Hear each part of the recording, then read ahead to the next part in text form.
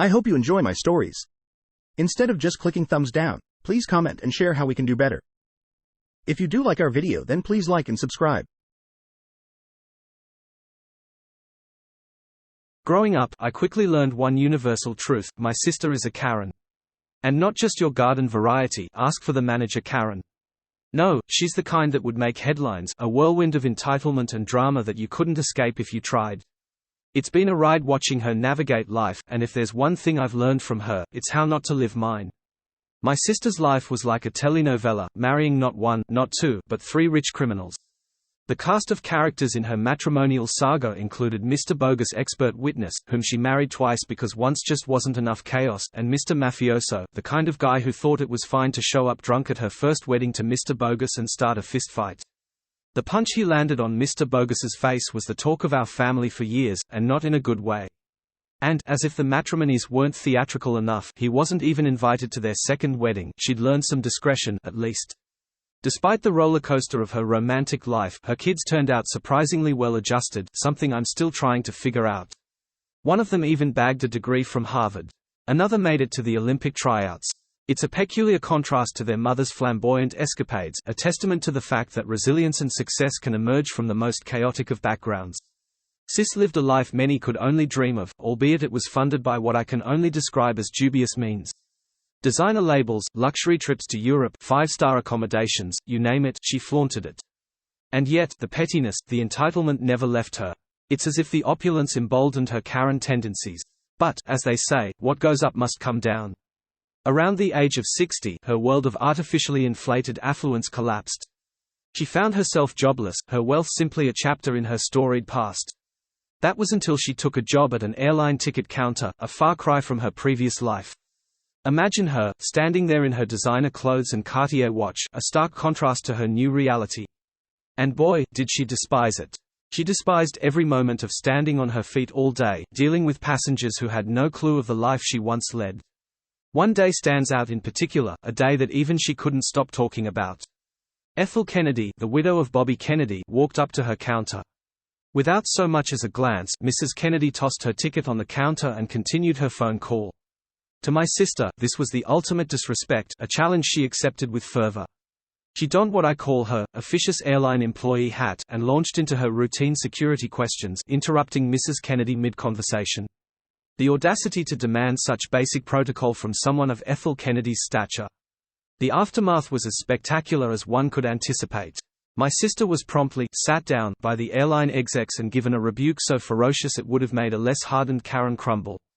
But not my sister. She wore it like a badge of honor, another story to add to her book of life's injustices. You'd think instances like these might humble a person, prompt some introspection. But not my sister. Her indignation knew no bounds. Crowded elevators, flirtatious men at bars, even utensils at the Olive Garden were not spared her wrath. She once returned her knife and fork because, according to her, they just sit on the table gathering dirt until you sit down. And let's not forget the smoking in rental cars.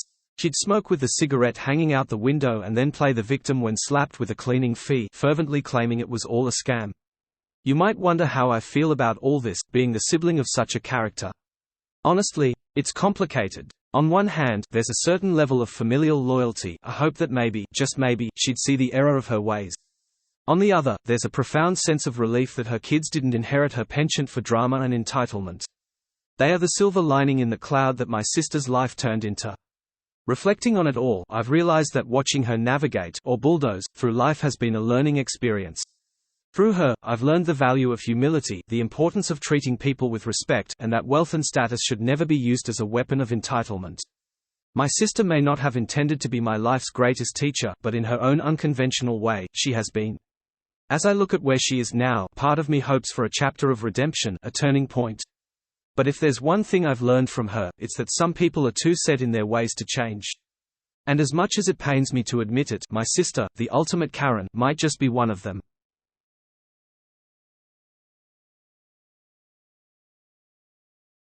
I was in my 20s, living in Australia, and there was a fierce recession going on and I was lucky to have 2 part-time jobs that paid the rent.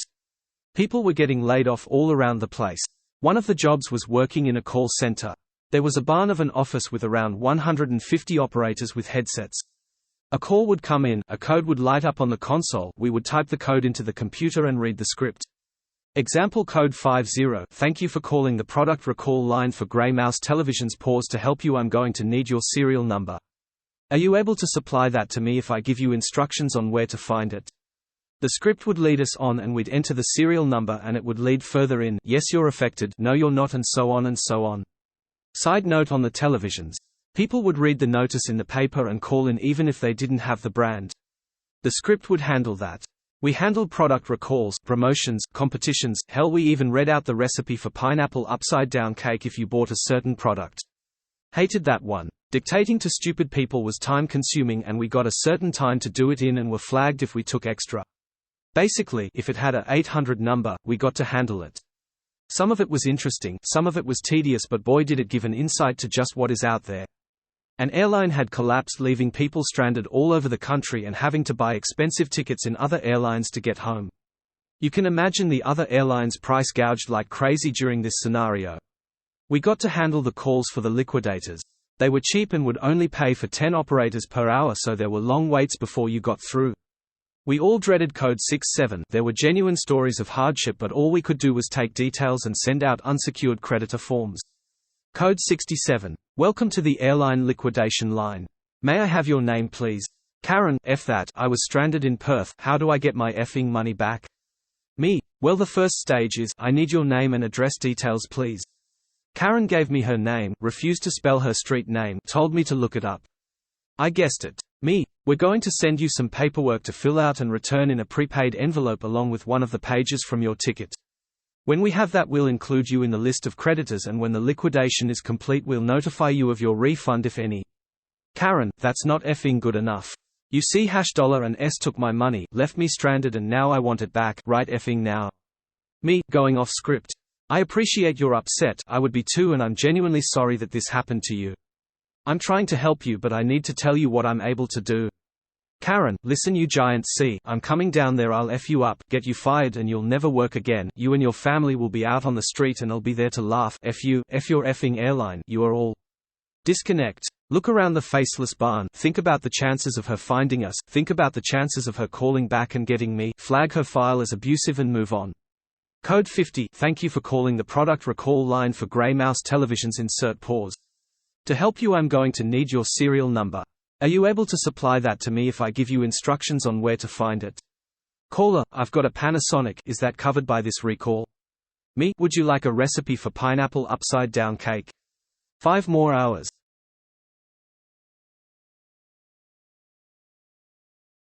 So, apologies in advance, but here's another banking story for you.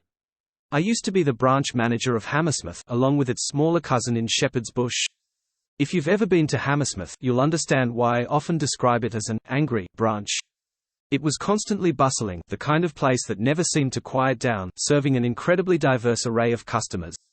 We're talking BBC stars who'd pop in, chatting about their latest shows, Wimbledon tennis players during the season, and then, on the flip side, illegal immigrants trying their luck at opening an account with us. It was like a mini model of British society all packed into one branch. My team, well, they were nothing short of brilliant. Most of them had been with me for years, and they were as varied as the clientele we served. My right-hand man, Jack, was this fiercely proud Irishman with a wit as sharp as a tack. Then we had folks whose family roots extended to Africa, Asia, and Eastern European country, I wish I could remember which one, but those details are starting to blur these days, and a couple from the Middle East, basically, a proper United Nations under one roof. I've been in the banking game for over 2 decades, and Hammersmith was my 6th branch. Over the years, you kinda develop this sixth sense about customers. You start to get a feel pretty quick for who's going to be a delight, who's going to give you a hard time, and who might just end up being a bit of a nightmare. On this particular afternoon, which was chock-a-block as usual, one of my team flagged that there was trouble brewing out in the banking hall. When I stepped out to assess the situation, I was met with a sight that, honestly, was more common than you might think, but always stressful. One of my clerks, Vinu, a young man of Pakistani descent, was being absolutely berated by a tall, imposing woman fully dressed in traditional Muslim garb. This wasn't unusual in itself, but the volume and the aggression in her voice was something else. She had an entourage of sorts, 5 or 6 smaller women, also in traditional dress, but they were silent, just standing there. From the get-go, I knew she was going to be a handful. She had the East End accent to match my own, but it was clear she was a convert to Islam, and in my experience, converts tend to have a zeal about them that can be challenging. Without delving into all the back and forth, the crux of her complaint seemed to be that Vinu, who she assumed was Hindu due to his name, had insulted her and Islam. She was demanding his head on a platter, metaphorically speaking. The irony was, Vinu was as Muslim as they come, having just returned from a pilgrimage to Mecca with his elderly parents, a trip I'd personally approved his leave for. To try and de-escalate the situation, I invited her into my office, along with a female member of my team as a chaperone, a tactic I'd learned from dealing with tricky situations in the past. This woman launched into a tirade, accusing both Vinu and myself of being racist and sexist, on top of disrespecting Islam. The turning point came when I asked her if she'd made the Hajj herself. Her plans to do so were, in the future, she said. So, you can imagine the satisfaction when I pointed out that Vinu, far from disparaging her faith, had just returned from the very pilgrimage she aspired to undertake.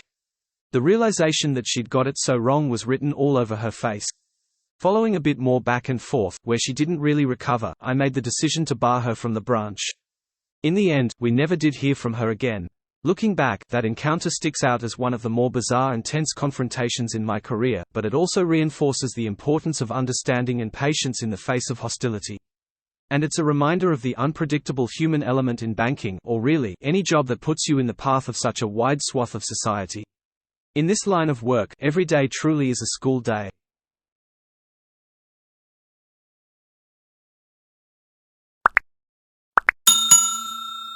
I would like to thank you for watching the video to the end.